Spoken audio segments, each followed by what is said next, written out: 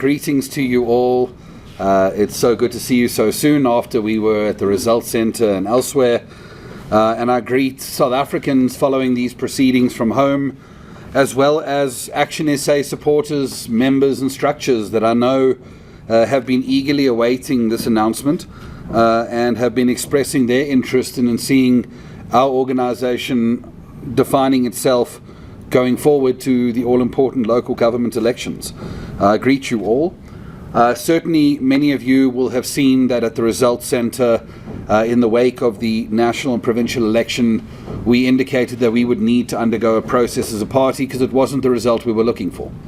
It's important to say that it was in the context of an election where I don't think too many people can claim to have gotten the result they were looking for, and even parties that went backwards were celebrating backwards as an achievement.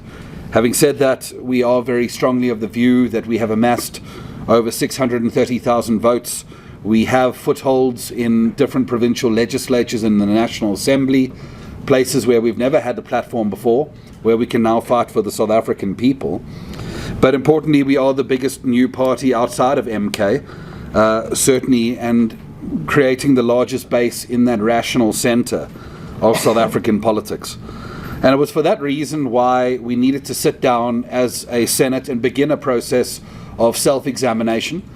I'll tell you one thing, ActionSA as an organisation does not blame voters for our outcomes. We introspect, we examine, and we are willing to do so in a self-critical manner, because ultimately we remain convinced that ActionSA is not just as important as it was a couple of years ago, it's even more important. We are entering a phase where the official opposition is offering their support to the government, and the question is going to start to emerge as to who the opposition is now. Who's going to become the watchdogs when those people who are benefiting from positions and privileges and perks find themselves conflicted in holding a government to account? And this becomes an important question that the Senate of our organisation has been seized by.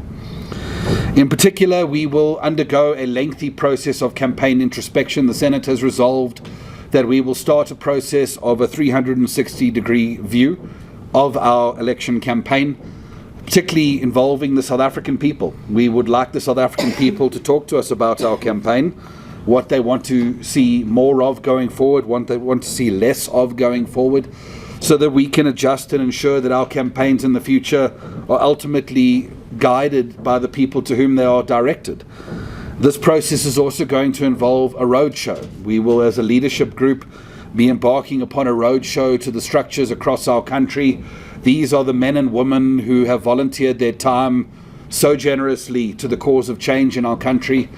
I don't think anyone will ever understand the sacrifices that are made by ActionSA volunteers right across the 9 provinces, but they don't do what they do like other parties because of access to job and power and resources.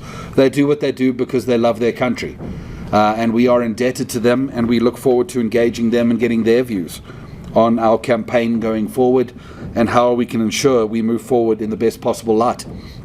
The Senate has deliberated, quite deliberately so, on the subject of the 2026 local government election, most notably because it is just 2 years away. An astonishing thing for those of us who are still recovering from a national and provincial election that hasn't even found its way to inaugural meetings. But let us be clear about something, and certainly our Senate has been clear. South Africans suffer from a crisis of local government, almost you could say far more than any other. South Africans are living in sewerage.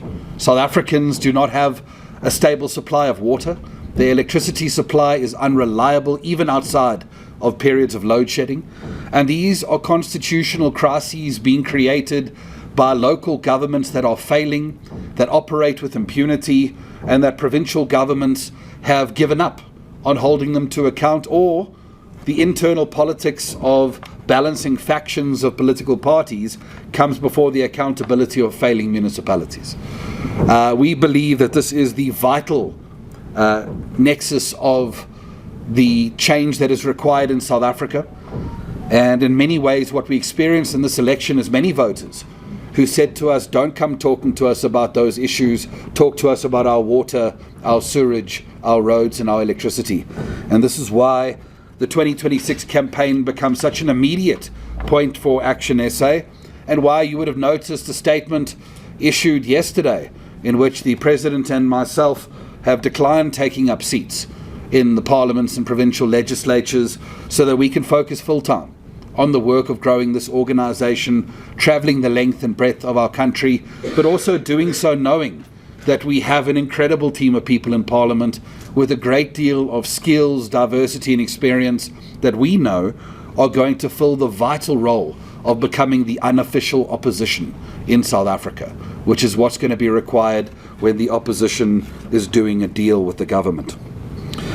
And I think the reason why many of you are here is to hear about our position going forward relating to other political parties. And let me address that question now. The Senate of ActionSA has deliberated on the question of our relationship with other political parties, and we can communicate the following outcomes right now. And the first is that ActionSA has made the decision that we will be leaving the multi-party charter for South Africa. And I want to read to you the resolution that was taken by our Senate so that you can understand exactly what we have done. It reads as following. The Senate of ActionSA at a meeting held on Tuesday, 4 June 2024 notes that 1. ActionSA entered into the multi-party charter for South Africa on a good faith basis once the DA committed to the declaration of intent in Section 7 of the multi-party charter agreement. This was the section that specifically ruled out any working relationships with the ANC. The MPC agreement has been seriously breached by political parties, plural, that have contravened the declaration of intent in Section 7 of the MPC agreement. 3. ActionSA remains steadfast in its public commitment to be an alternative to the ANC and redoubles this commitment today in an environment where the opposition space has abandoned by opposition parties planning to coalesce with the ANC. And therefore, the Senate of ActionSA hereby resolves to exit the multi-party charter and communicate our reasons for doing so to the South African people. And I think you would have heard a number of those reasons mentioned so far. I would also like to say that from our point of view, we are strong of the opinion that we made our commitment in the multi-party charter not to other political parties, but to the South African people. That was what that commitment was. Many of you will remember the press conference in which we signed the multi-party charter. It was done publicly in front of the South African people. It was a commitment to the South African people, and we are very clear of the fact that we have never reneged on our commitment. We have remained steadfast in our commitment, but we cannot in good conscience remain part of a multi-party charter that is failing to live up to that commitment. We would also like to make the following remarks as it relates to ActionSA's ongoing relationship with other political parties. The first of which is that ActionSA looks forward greatly to a period of time in which we will stand on our own 2 feet. We will be our own political party. We will not be tethered to other political parties, and we will end the era of ActionSA being called this party light or that party light. ActionSA is going to be ActionSA. We're going to be the best ActionSA that we can be, and we're going to take what in many regards is the most exciting and reasonable offer for the South African people, and we're going to go around the country and deliver that offer unencumbered by any people who we may call partners. At the same time, we remain unequivocal that our commitment to providing an alternative to the ANC precludes us from any possible governance arrangements with the ANC. We note other political parties that do, and that is their right. But going forward, what you're going to see is that ActionSA is going to spend much less time talking about other political parties and much more time talking about ActionSA and the offer that we bring to the South African people. So those parties are free to do as they please. That is their right, as we are free to do as we please. And what we please to do is to live up to our commitment to the South African people to be an alternative. And in an environment where other political parties are reneging on their commitments and offering votes that were won around change in South Africa and giving those parties those votes to the same party from which we need that change, we are going to remain true to our commitments and stand alone in that regard, and we will be the unofficial voice of the opposition in Parliament, because we must be very clear. Political parties that receive the gifts of positions and perks and privileges in Parliament, even in the opposition, are now bound in perpetuity from the government from which they receive those positions. And when the time comes for accountability, they will face the conflict of interest in terms of what they do in those moments when accountability is required. And what we say to the South African people today is that we will not be conflicted, and we will ensure that there is accountability, recognizing how important that accountability is going to be going forward. From our point of view, this is an ongoing process that our Senate has embarked upon. It is the start of a process that is going to take a number of weeks, but we are very clear that we have much work to do ahead of the local government election and being the party that South Africans need us to be. I think two observations further that you might be of interest to know. If you look at these results and the split ballots and the split voting that took place in this election, far more people voted for us on provincial ballots than they did on national ballots. South Africans see us as a party that is strongest locally, and that is something that we are going to dig into and capitalize on as we approach this local government election, where so many South Africans suffer from the manifestations of local government failure, while working on being a stronger voice nationally, because we want to correct that image as well. And I can tell you, with the team of people that are going to Parliament on behalf of our party, I think as leadership, Herman and I are blessed that we can have such strong people that can go ahead and do such excellent work. And we can know that South Africans will be in excellent hands in that regard. The last point to make, as I think some of you may raise this as a point of interest, is the question about what this means for the city of Tshwane, in which we are currently in a coalition with various political parties associated with the multi-party charter. And what the Senate of our organization has concluded is that we are not going to punish the residents of Tshwane because of what other political parties have done. I reiterate what I said to you earlier. When we enter arrangements, we enter them for the residents and the people of this country, not for other political parties. But at the same time, we make it clear as if the DA is going to do a deal with the ANC, and if that deal is going to extend across tiers of government, as we are reading in the media, then we invite the DA to replace us with the ANC, because we will not in good conscience be involved in any coalition that involves the ANC. And we will leave it there. Thank you very much indeed, ladies and gentlemen. Thank you, Michael. I think we can go soon. Yes, good morning, everyone, and thank you so much for making the time to come and listen to us after a grueling week. I guess, as Michael also has already indicated, I think we're all very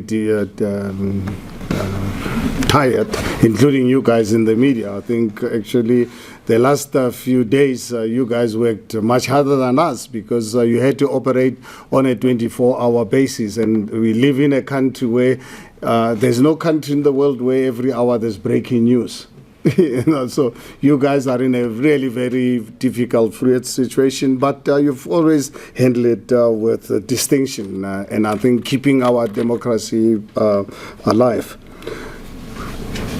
You remember very well, colleagues from the media and people of South Africa who listened to us, to Michael, Lerato and I last Friday, the press conference at the Rock, that as ActionSA, there's just no way that we can claim we're happy with the results. I mean, we wanted to have performed much better.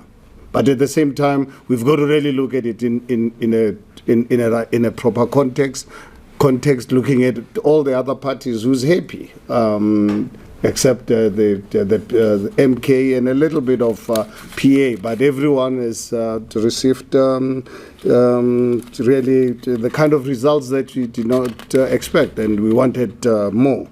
But at the same time, as ActionSA, in the reflection, when we had our two-day strat session, I think we needed to actually look at ourselves in reflection in good faith. And when we looked at this outcome, we actually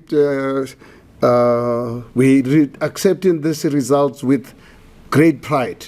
Great pride in the sense that here's a 3.5-year-old party launched during COVID, But at the same time, we're a party that's today represented in all three spheres of government, at local government in a big way, now represented in national parliament with 6 real outstanding candidates. Actually, our marching orders to our team is that, guys, you 6 of you, but we expect results of 60 members of parliament. You must go out and box like you 60. The opportunity does exist for them to go in the box in that way, because we are going to really be the real alternative fighting for the people of our country. So as much as, yes, we did not achieve what we wanted, but I think we need to really we must not be hard to on ourselves and really accept these results with great pride. But I think what's important is for us to be express our gratitude to the South African voters who voted for us. I think it's very important. Also, at the same time, our volunteers, our activists, I think it is because of them that ActionSA could receive such outstanding results.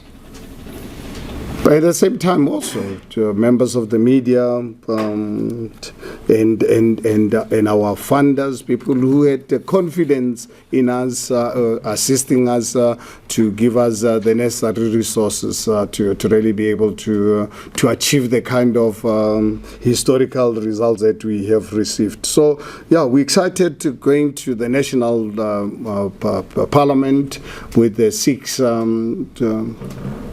real professional people who would really be able to represent the people of South Africa, because they are not there going there to represent ActionSA. We said you must go there and represent the people of South Africa. It is for that reason Michael and I decided to step back to say, look, there's a lot of work that still needs to happen in this country.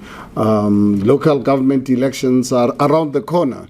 And as you can imagine, the scale of local government elections, please bear in mind that in 2021, we only contested 6 municipalities. So this time, we have to really go as wide as possible. And you think putting structures in the 9 provinces was a lot of work. Yes, it was. But you can imagine at local government level, and local government critical because it is at the coalface of service delivery. So for me and Michael to be in government, we thought it would really be a bad idea. If we are serious about saving people of this country, let's send a team that can represent us. We are not the only 2 people who can really deliver for people of South Africa. No. We have to really demonstrate to people of this country that it's not about our stomachs. I think I take myself as an example. I'm sure all of you as members of the media and people of South Africa, I don't get paid by the party. So even going forward, I'm not going to be a liability to the party. I've got to rely on my family to really be able to survive. But at the same time, I can tell you and assure people of South Africa that they're going to see more of me than they've ever seen me before. My commitment to this country, because of the outcome of these elections, makes me much more resolute and much more determined to find a long-lasting, sustainable solution for future generations. Because if you look at the outcome of these elections, honestly for me, and a lot of people I've spoken to, we are nervous of this outcome. Because these results have actually demonstrated election results on politics of identity. I think for me, as a South African, I thought 1994 we buried politics of identity. I so eloquently remember, and I have a picture of Nelson Mandela and Desmond Tutu. I paid a fortune from one of the greatest photographers in this country. I've got him in my TV room, of 2 great South Africans I so dearly admire, Nelson Mandela and Desmond Tutu. Nelson Mandela actually taking a long-term view of the kind of South Africa that you want. And Archbishop Desmond Tutu came out with the concept of a rainbow nation, something that actually took the world by storm and made us as proud people. But here we are, 30 years later. South Africans on their own, without HFL route, coming out with cohesion and force, people of South Africa voted on a basis of identity. It is for that reason, for us as ActionSA, we said, this is not going to happen under our watch. We've got to do everything possible to ensure that politics of identity are dangerous for this country. If you look at the history of the world, countries that are at war, are at conflict, it's because of politics of identity. We've got to really be the party that, if you remember the core values of ActionSA, which I'd really like to share with you, that we are unapologetic about them. We stand by those core values. The first core value of ActionSA after the People's Dialogue, when 2.4 million South Africans gave us the mandate to start this party, they said, please, if you form a party, it must be a party on the basis of an unracial South Africa. And this results does not, this current latest result does not demonstrate that. Yes, we need to, obviously, as part of our discussion, is to really look at why people decided on their own, in a democratic environment, decided to go and voted for politics of identity. So we've got to really engage them. It's for that reason that that one needs to really be focused on that. We need to create an unracial society for future generation. At the same time, we're a political party that believes in the rule of law. Just for an example that you might think is small, but for us it's big. Michael has just announced us pulling out of the MPC. We signed that agreement in front of people of South Africa through the media. We signed that agreement with full commitment to the spirit of that agreement. And one of the agreement I think for us it's very serious. The fact that we committed not to entertain any negotiation whatsoever with the ANC. I'm sure it is there. Everyone, that agreement it is available. And at the same time, we are saying we agreed in that it's part of that agreement. We said any party after the elections, it is up to them to really take whatever posture or decision that they take. But if you take that decision, then you must resign from the multi-party charter. So no one is actually forced to really be part of the multi-party charter. So we were surprised, taken by absolute total surprise, when parties started negotiations without obviously respecting the constitutional commitment that we made to the people of this country. So we're the first party to say, okay, fine, some party have decided to go and negotiate, and it is their right. And I think if you look at it, it is their right. We cannot really stop them. But at the same time, for us as ActionSA to remain in an agreement where some of our members of the multi-party, they are in breach of this agreement. So we want to formalize this. We don't have to cry like babies. We don't want to be cry babies. I think we want to do what is right, is to believe in the rule of law. Right? Let's step back and allow these political parties to have the freedom to do what they want, because we don't really stop them from negotiating with any other party. But we had an agreement that we'll never agree with entertaining any negotiations with the ANC. And as you are aware, negotiations are underway. And these parties have not resigned from the multi-party charter. So they are in breach. And I think for us as ActionSA, our belief strongly is that were we betrayed? Do we feel betrayed? Absolutely not.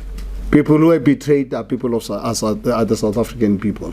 They're the ones who have been betrayed, because political parties, all of us, went out on a massive campaign on the basis of not working with the ANC. We signed that agreement in front of the people of this country. So we believe very strongly in the rule of law. So that is just to really give an example of how committed we are to the rule of law. I can go on and on issues of the rule of law. One of the core values of ActionSA is ethical leadership. You know, I was born and raised where, as I've said many times before, and I'm happy to repeat it here today to you, that my grandfather taught me and instilled in me and demanded of me not to stand on a fence. He always reminded me all the time to say, my boy, if you stand on a fence, you're going to fall and you're going to hurt yourself. So rather be on the ground. But when you're on the ground, you must understand no one is going to like you. That's fine. What you just need to do what is right. So ethical leadership is something that I think it's lacking in our country.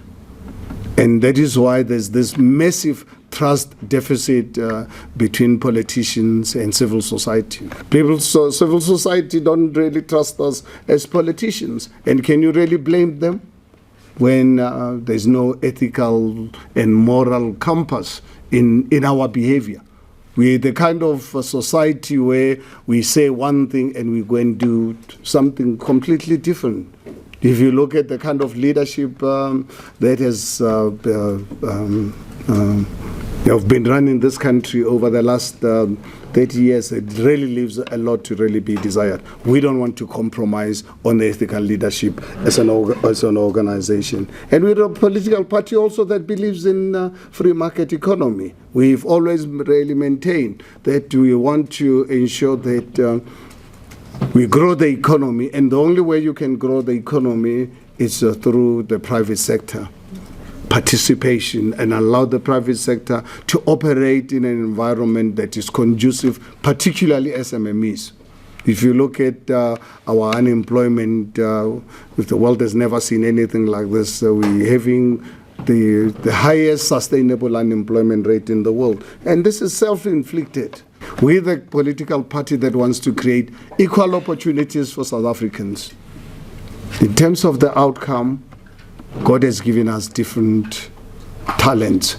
I cannot really see and understand where someone wants to force me to be a businessman or be a judge, because God gave us different talents. So we believe in equal opportunity, not free equal outcome. We also at the same time believe in social justice. You know, the other day, on last Monday actually, I spent hours in Alexander. And I said to myself when I was addressing the community of Alexander, I said, you know, in 1996 when South Africa adopted our constitution, it had a Bill of Rights. I see in this country, people of Alexander and lots of other places throughout the country, they're better off in prison than outside. Because in prison, they are guaranteed of 3 meals a day. They are guaranteed of even voting to deciding the future of this country, while actually having broken that trust with society. That's why ActionSA, from day one, we said social justice is it's at the core of the formation of our party. We are going to not apologize to anyone, be pro-poor, but pro-poor on a basis of saying our people are going through a difficult time.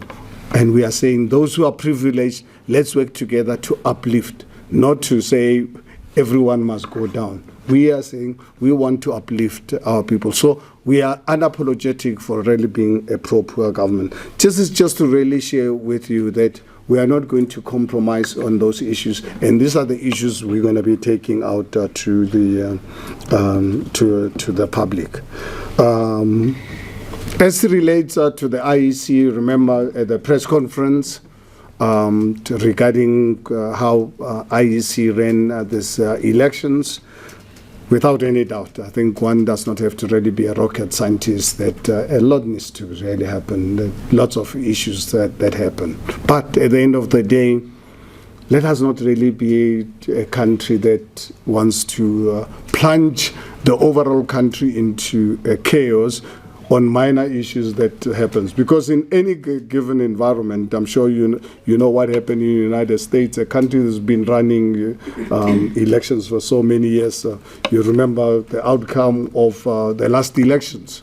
Even up to today, Americans are still dealing with this matter. But that does not mean that we must collapse the government. That's why for us as ActionSA, we've accepted the results. As much as I can show you evidence of some of the cases where we believe we were done in. But at the end of the day, we really put the country first ahead of our own personal situation. But at the same time, what we're excited about is that we're going to have 6 national parliament representation, and we want them to go and raise this issue of the capacitation of IEC.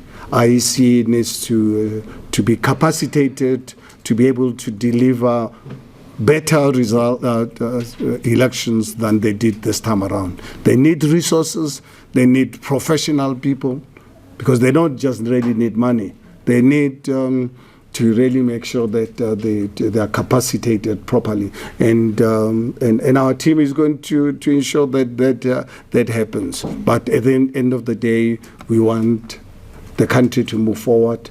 Where as ActionSA, we accept the results as they are, to have been free and fair, and we want to really move on as a country. I think. In closing, I want to reiterate again, Michael raised this matter, and I raised it myself, as to why Michael and I are not going to Parliament. I think it's important for fellow South Africans, on the basis of the things that I've shared with you, where South Africans, on their own, took a decision to vote along politics of identity. So that means there's a lot of work that needs to really happen. It is for that reason that this becomes a huge priority for me. I want to use my privileged position, because I don't need a parliament salary to survive. I don't have to really be a burden to our party to support me. But at the same time, I think I must use my privileged position to mobilize South Africans to understand the dangers of identity politics.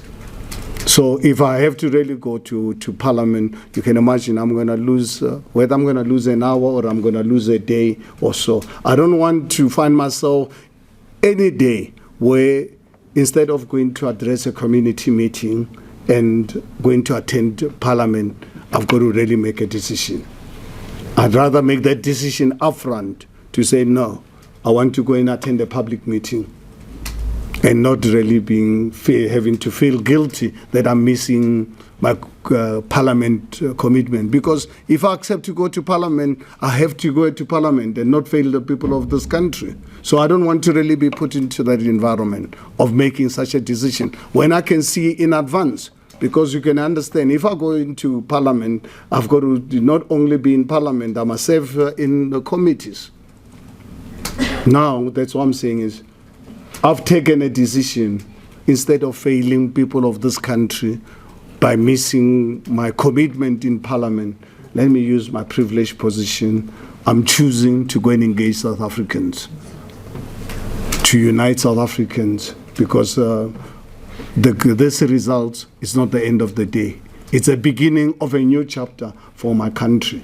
And I've decided actually to pursue this route on putting my country ahead of everything and use my privileged position in that regard. And I'm really so confident working with Michael.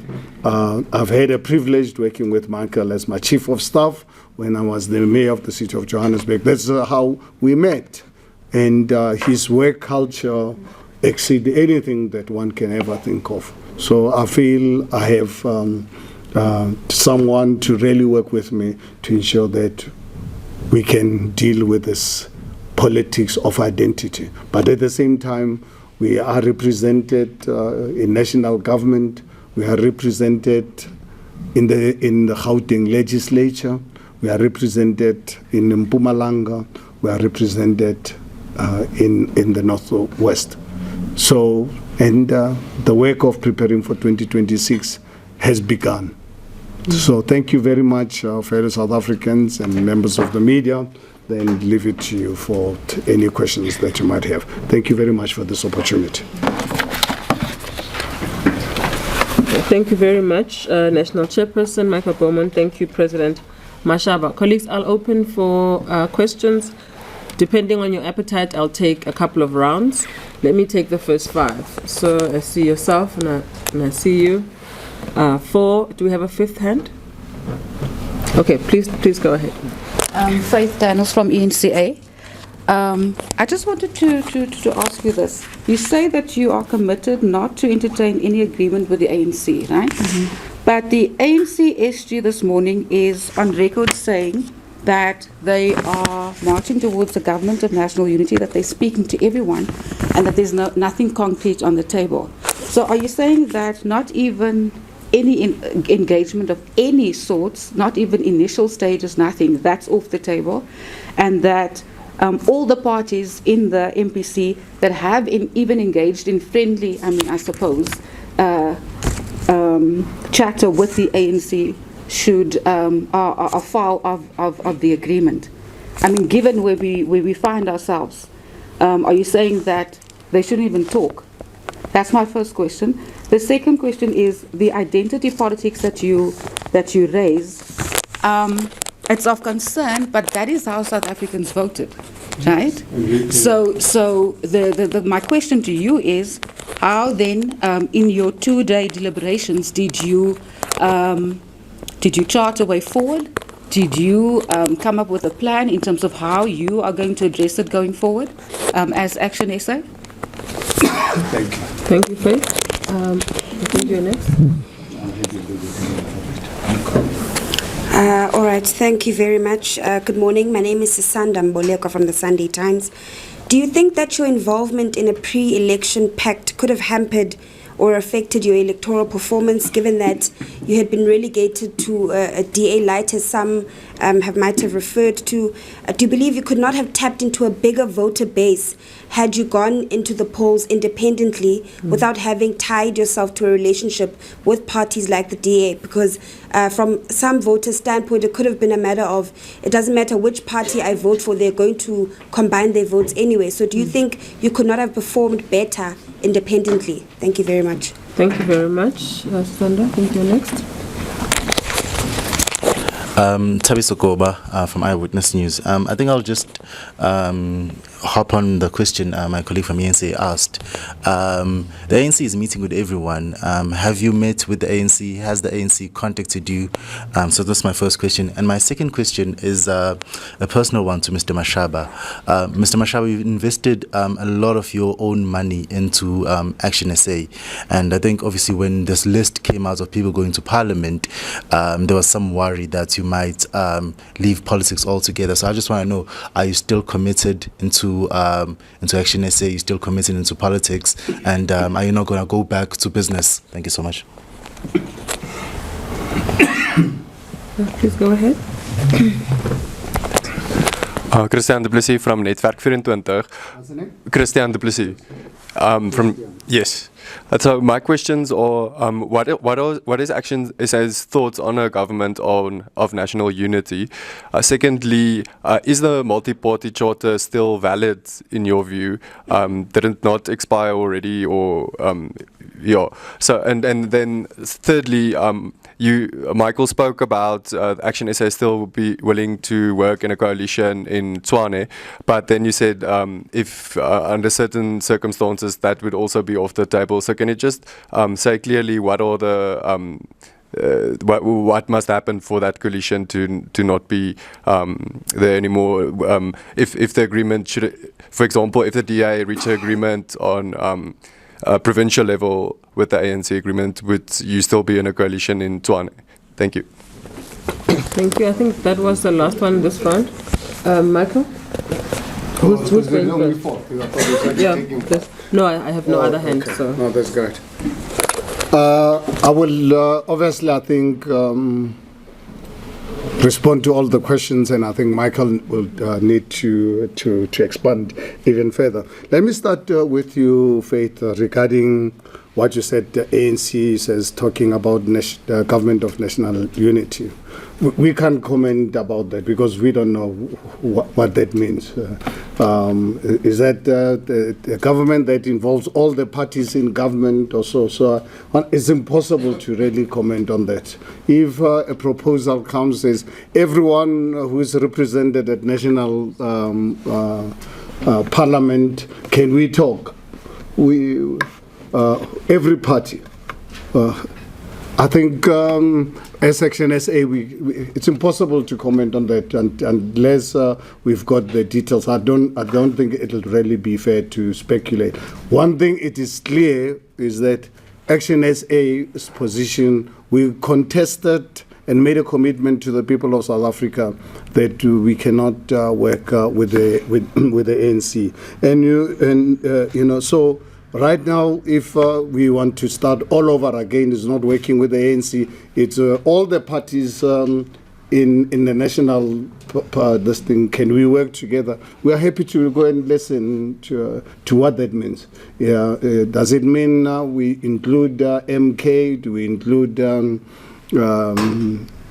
EFF? Do we include DA? Do we include IFP? We don't know. Honestly, I don't think it would be fair for us to really make a call on something that we don't understand. So I think let someone put something together that would allow us to make an informed decision. And you talk about politics of identity. Remember I said, Faith, that we accept the results, and as much as we are concerned, we respect how people voted. It is for that reason we are saying to South Africans, can we really engage you? ActionSA is committed to a non-racial South Africa. Politics of identity are going to create massive problems for us. If you look at countries all over the world that have been to war over the last 2,000 years, even up to today, people, those countries are at war because of politics of identity. So it is for that reason we are committed to really engaging South Africans to say, please, let's all actually rally behind one flag. We respect your decision, but is this decision correct or not? We're not really disputing the fact that that's how they voted. So that's not the issue. The issue is for us to engage them on saying, is this good for us? We've got lots of examples to really demonstrate to people of South Africa that politics of identity will create serious problems for this country. Non-racial South Africa, the rainbow nation that Desmond Tutu spoke about, that we believe as ActionSA is the future of our country. Sisanda from the Sunday Times, MPC relationship. I think MPC, I don't know if Michael is, if you guys don't have the agreement, Michael, I would like you to read that clause that deals with the existence of MPC. So MPC can't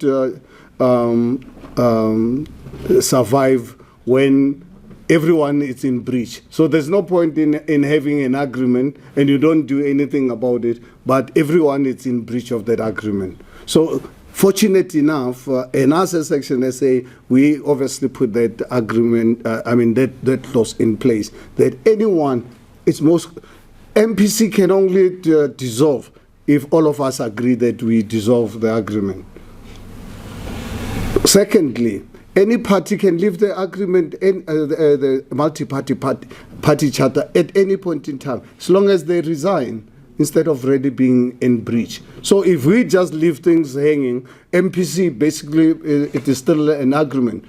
Remember, I raised this issue of the rule of law. We are the party that believes very strongly in the rule of law. It is for that reason we are saying parties are already in breach, and they're not talking about the dissolution of the MPC. So who are we fooling? We're fooling ourselves and fooling society that the MPC is still alive. The MPC is still not alive. But if we don't do anything about it, that agreement is binding. Morally, it might not really be binding legally, but it is binding morally, and we don't want to really find ourselves caught into that arrangement. It is for that reason we've taken a decision to pull out in a formal way so that we respect the rule of law. And I think Michael will read you those agreements. Mr. Mashaba, I asked about electoral performance. Do you not think you could have performed better? Yeah, no, okay, no. I was going to address that. Right. I think, Sisanda, if you look at the political dynamics of this country from day one, we, as ActionSA, accepted to come into a coalition arrangement, pre-arrangement, because we realized that no one is going to get outright majority. In fact, I remember at the press conference, if some of you were at the press conference, signing conference, I said, we are not going into this agreement with these other parties because they are friends with us. I said, we are better devils. Remember that if some of you were at that conference. So we realized there's a need to give South Africans some hope, because South Africans were looking for an alternative. And we had already made it clear we'll not go into a coalition with the ANC. So if you can imagine, we had refused to start identifying political potential partners in the event of us not getting outright majority. Because honestly, we were not prepared as a political party. We debated this matter extensively in Senate to say, do we go out and contest on our own, or do we look for better devils? And we said they must also call us a better devil. That's why we took that decision. Did it affect us? We were called to so many names. I'm sure you remember when I left as a mayor of the city of Johannesburg, I was called at the time an EFF mayor. Remember those days of being called an EFF mayor? So I think we've even when we signed the multi-party charter, we were called the DA Light. But on the other hand, some people in the multi-party charter, because with the party that holds our colleagues accountable, that will be called an EFF the light. I'm sure you've seen this many times. Some of our members in the coalition, and all the time raised this matter when we wanted to hold them accountable. So did it affect? We guess it should, but what would have been the impact of us standing on our own and telling South Africans we are going to win outright? So I think it's something of a hindsight thing. No one has got a solution. The results are what they are. Tabiso from Eyewitness News. Any NC making contact with us? As I've already indicated, NC has not made any contact. MPC, our other DA, has not made any contact with us. We thought on Saturday when DA called an MPC meeting on Saturday night, we thought they will share with us what their plans were. The meeting that, by my standards, should have lasted half an hour at the most, lasted just over 2 hours. And we're happy to make the transcript of, if anyone is interested to listen to what normally you're subjected to in council, where someone calls a meeting and not say anything. The first hour, literally, honestly, was a waste of time. And when we then said, but why do you guys to call this meeting? Let's get into substantive matters. That's where it begins to make sense. And we ended up with no resolution as to the way forward.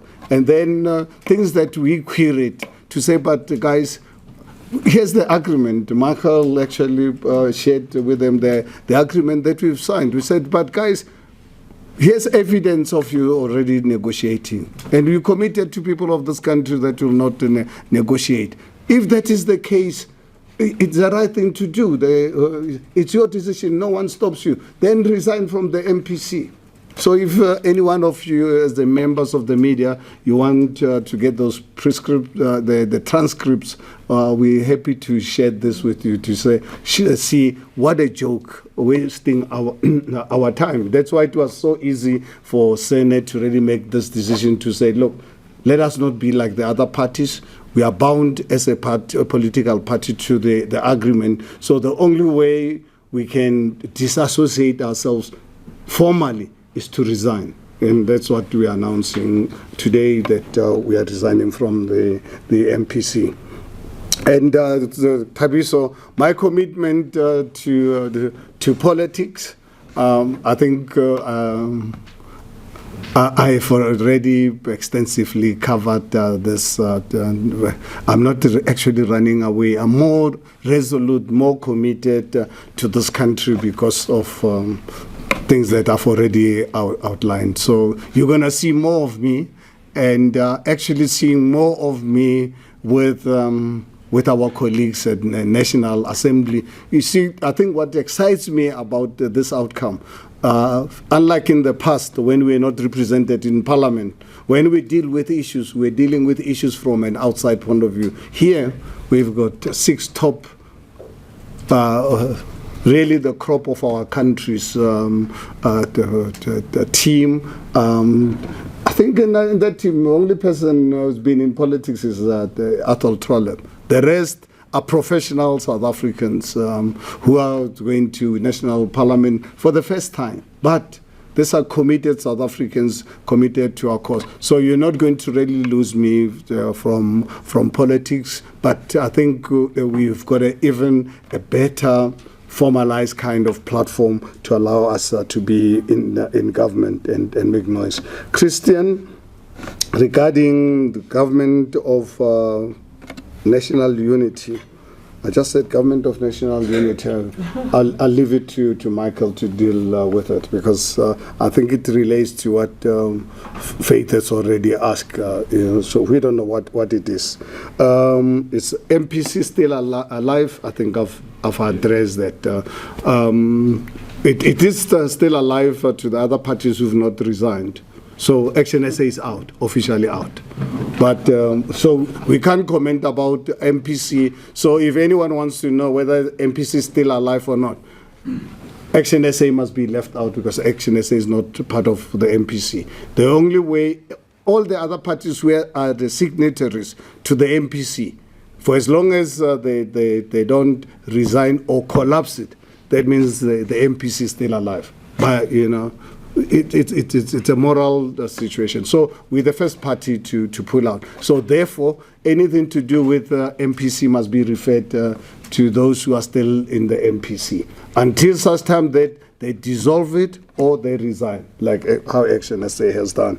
And regarding Tshwane, Christian, as Michael indicated, we did not go into that arrangement because we wanted positions. We wanted to stop ANC from taking over government. You remember how we were abused the first year or so, which led to us actually calling for the resignation of the first mayor, where we were not prepared to cover for anyone. It doesn't mean if you go into a coalition with ActionSA, you can get away with murder. Or we remove ANC and then continue with ANC tendencies. You remember how we fought for the exposure of the Withdrawal water treatment plant tender to Edwin Sodi. Even when we were in government together,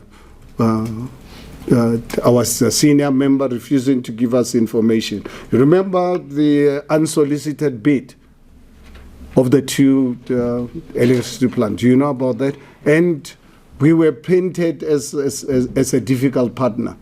And I think if that is the case, we are proud to really be a difficult partner if we're going to let you do things that are illegal, things that are of an ANC nature, and you expect us to cover for you because we're part of your MPC, part of your arrangement. That is not going to happen under ActionSA. ActionSA is not going to cover for anyone, and we don't want anyone as well to cover for us as a party. So right now, because we went into that arrangement for people of Tshwane to have a stable government, we have the numbers, but obviously, if ANC and DA, they feel they want to work together, even at local government level, I think for us as ActionSA, good luck to them.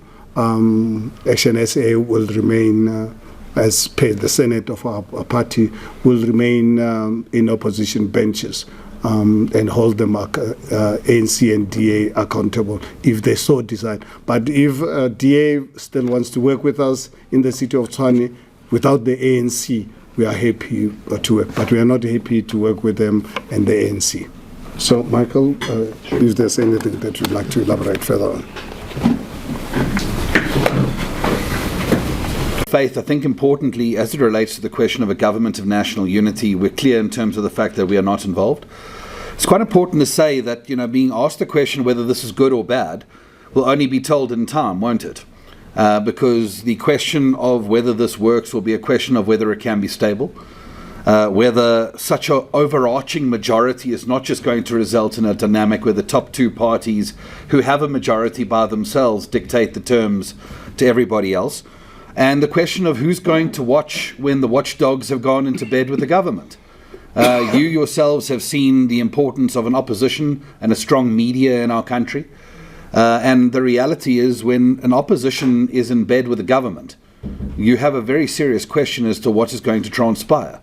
And I want to tell you, as talking to a party with leaders who have been in coalition governments and understand how coalition governments actually work, is that when you have people who are facing a conflict of interest scenario, where doing what is right requires accountability and opposition and exposing wrongdoing, but at the same time, you're exposing the wrongdoing of the party that has given you your seats, your positions, your salary, your blue light driver, and all of those things that come along with the perks of government, then you're conflicted.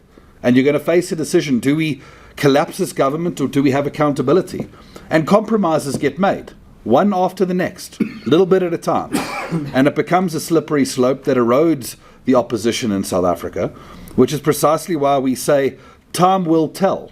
But what we can say is someone needs to be a strong opposition in South Africa, and we are willing to do it. And we imagine that other political parties may well join us in that particular endeavor, especially if the approach is going to be a government of national unity that you describe. I think from the point of view of Sisanda's question, the best answer to your question is ask how Rise and Bosa did. You want to know if the multi-party charter being outside of it served well? Well, not really. So I don't think that necessarily helped.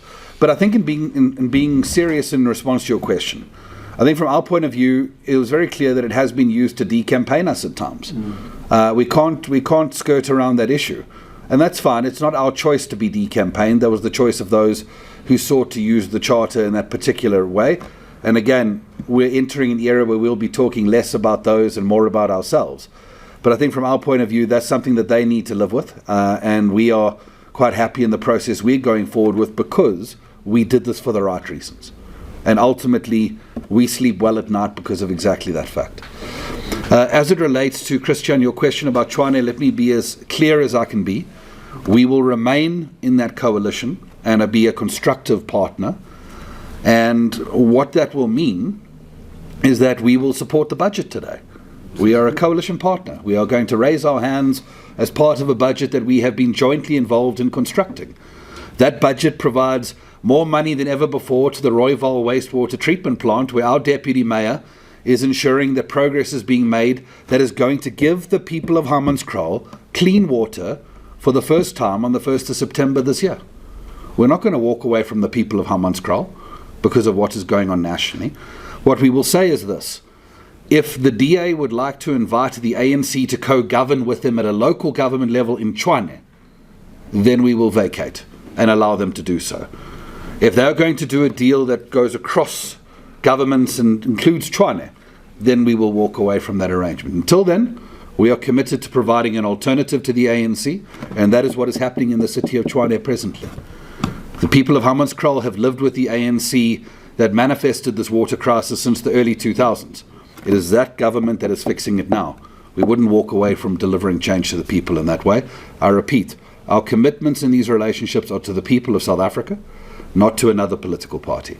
And as long as we are providing an alternative to ANC government, then we are living up to our commitment to the people of South Africa.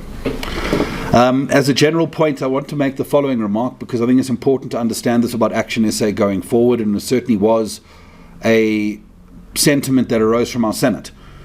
If you would like to characterize ActionSA's role going forward, we are going to be a constructive opposition. If good proposals that are ethical and serve the people of South Africa come before the desks of our representatives, they will receive our support, and we will be constructive in that way. But when bad proposals that are compromised come across our desk because they are the product of political posturing and political compromise aimed at keeping things together and not serving the people of South Africa, we will reject it, and we will become the strongest voice of opposition when a conflicted opposition is not able to hold itself accountable. Thank you. Can I actually just closing something that I've already shared with some of our members who are going into the legislatures and more especially in national government. I said to them, guys, just really bear this in mind. I made a commitment to the people of South Africa that we are going to be an accountable government. Here we're going to be an accountable opposition. For the 6 members of parliament going to parliament, every quarter, I want to really have with them, all 6 of them, have a session with them, account to you how they're doing. And then you can question them and so forth, and we can give you an update of our achievements, our failures on issues that are going out in Parliament. Something that is not actually used to, because we wanted to do it, we were going to do it in government, or hopefully one day we'll be in government and hold that government accountable. If you ministers, you must know every quarter we expect you stand in front of the media, share with them your successes and your failures and the challenges and so forth. So the same thing will apply with the 6 members of Parliament of ActionSA. Are going to sit here, call the media conference, and share with you their experiences, the issues, opportunities, and so forth, so that they're transparent. We don't want the people who are going to go to Parliament and go and sleep. We want them to really go out and work, and we're prepared to actually be that accountable, transparent public servants, because it's public monies that's going to really pay their salaries. Therefore, they're not just accountable to the political party, because these guys are not going to be paid by ActionSA. They're going to be paid by the taxes of the people of South Africa. So they are more accountable to people of South Africa than us as a political party. So that's a guarantee that I can give you. Actually, Tabiso, this actually confirms with you my commitment to politics of this country going forward. That every quarter, you're going to have an opportunity with me and the 6 members of Parliament where they must report to you, to the people of South Africa through you, because that's the role of media in a democratic dispensation. So we're going to hold them accountable. There's not going to be any free lunch. Thank you very much. I thought it's important that I share this with you. Thanks, everyone. Are there any follow-up questions? Any appetite for that? Okay. Anyone else? Do you have the mic? Can we please give him the mic? Yeah, this way. Ziniko. Go ahead, Zin. Good morning, Ziniko from Newsroom Africa. I just want to get clarity on the stance of ActionSA against the ANC. Is it based on ideology? And maybe there's a lack of alignment in the ideology of ActionSA and the ANC. And a follow-up question to that. How much consultation was done within the structure of ActionSA, maybe provincial to maybe to some extent to branches before coming up to this stance? Is it a stance that is decided by the top structures, in this case Senate, or is something that is generally a view of ActionSA? And should most parties, let's say almost all parties, agree that we need to bring South Africa together, would ActionSA entertain that? Surely with the ANC not getting the majority, that gives opposition parties enough space to hold the ANC accountable. So wouldn't this be an opportunity for ActionSA to get into that space so that it can prove itself at the highest level, but also contribute in terms of holding the current ANC accountable? Thank you. Is that the only question? Thank you. Ziniko, regarding the differences between ActionSA and the ANC, I mean, they're so huge. Remember, even on the day we launched the party on the 29th of August 2020, in terms of economic policies, in terms of our approach to national unity, in terms of fighting corruption, ethical leadership, I can go on and on and on. So ActionSA and ANC, we miles apart that I cannot see how one can really close these differences. So definitely there are major differences which we agreed and shared with you. You're not hearing this for the first time. We qualified this on the day when we launched the party on the 29th of August 2020. Your media house covered my speech live, so it's not really something new. It's something that was there on the day when the party was launched, that will not already work with the ANC, and we kept to that way. And obviously, because we wanted to know the differences, I can go on. I've just given you the major ones. In terms of the process of consultation with our structures, you can imagine when you run a political party like this or run business, you need leadership. People need really leadership. This whole situation, the outcome took everyone by surprise. You can imagine if we had to run the people's dialogue and the consultation process. It's not something that you can run over a day or a week. That would really require massive consultation. But because we don't want, I'd rather be accused of taking a decision, and we took this decision as Senate. It was not a decision taken by me, Michael, or Lerato. This decision was taken by Senate. We informed our members immediately. We informed you as the media on Friday that we'll call for an urgent Senate meeting to decide this matter. And we've been entrusted that responsibility by members to make sure that certain decisions, we've got to really make them on the spur of a moment, because there was just no time. But as Michael has already indicated, the process of engaging our structures going forward on our strategies, on other stuff, that process has actually already begun in earnest. But the thing is, this decision to pull out of the MPC and so forth, that decision, I think, it's a responsibility of